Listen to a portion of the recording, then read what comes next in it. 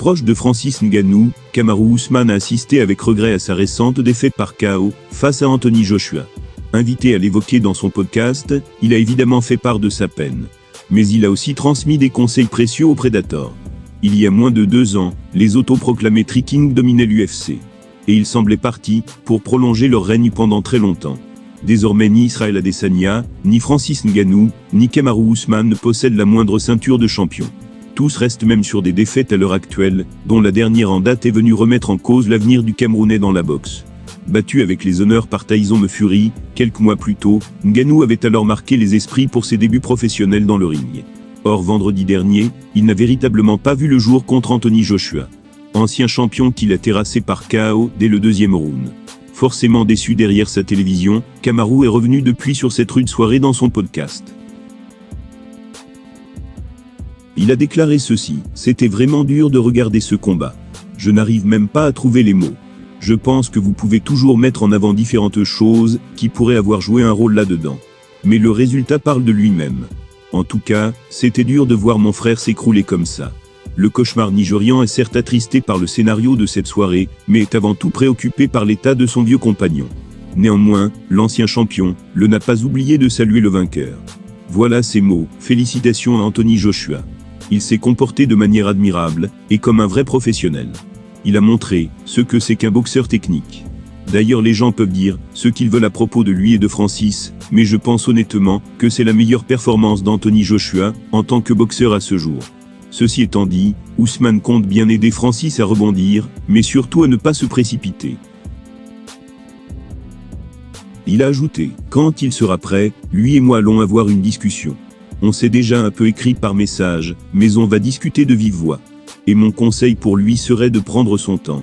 Au bout du compte, personne ne peut lui dire à combien de temps cela correspond. Parce que c'est un professionnel, tout comme moi.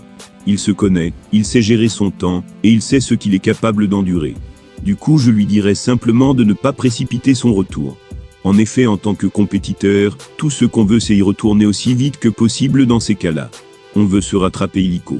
Quand on perd on ne veut pas se morfondre dans ce sentiment de défaite. On n'aime pas perdre, et on cherche à revenir rapidement pour renouer avec la victoire. Mais ce n'est pas la bonne chose à faire. Lui-même vaincu lors de ses 3 derniers combats, Kamaru Usman connaît l'épreuve que représente la défaite pour un guerrier comme Francis Ngannou. À ce titre il fera office de conseiller auprès de lui, afin de l'empêcher de ruiner la suite de sa carrière.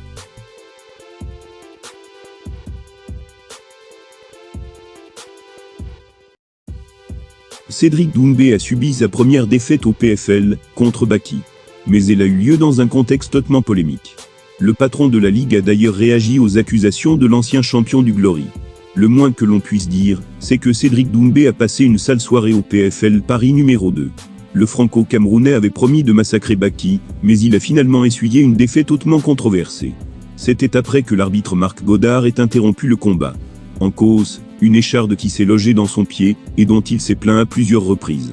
Mais au lieu de lui donner l'occasion de la retirer, afin de pouvoir poursuivre le combat dans de bonnes conditions, Godard a plutôt choisi de le déclarer perdant par TKO. Une décision que conteste vivement The Best, depuis l'incident. En effet il estime même s'être fait voler une potentielle victoire. L'officiel défend de son côté son choix, et il a le soutien de Dan Hardy, patron du PFL d'Europe. Ce dernier s'est exprimé auprès de Culture MMA. Voilà ses mots: « Ça devait être un arrêt, parce que Doumbé a regardé l'arbitre à 2 reprises en lui disant qu'il était blessé au pied. La première fois, l'arbitre lui a dit qu'il ne pouvait pas demander un temps mort. Ce sont les règles et l'arbitre a comme responsabilité de protéger le combattant. Si le combattant dit « je suis blessé au pied », l'arbitre doit faire attention à ça.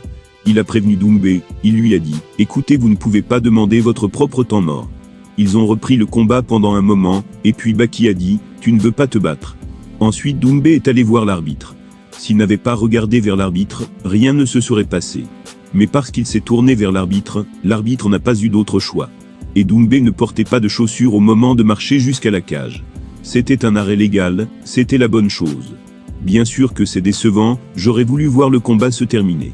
Mais nous devons organiser une revanche maintenant. Car ayant repéré le filon à exploiter dans l'hexagone, Hardy entend bien assister à une seconde manche entre les 2 hommes. Et bien sûr accéder à leur requête. Il a ajouté ceci: « Je pense qu'il nous faut vraiment une revanche, leur histoire n'a pas été résolue.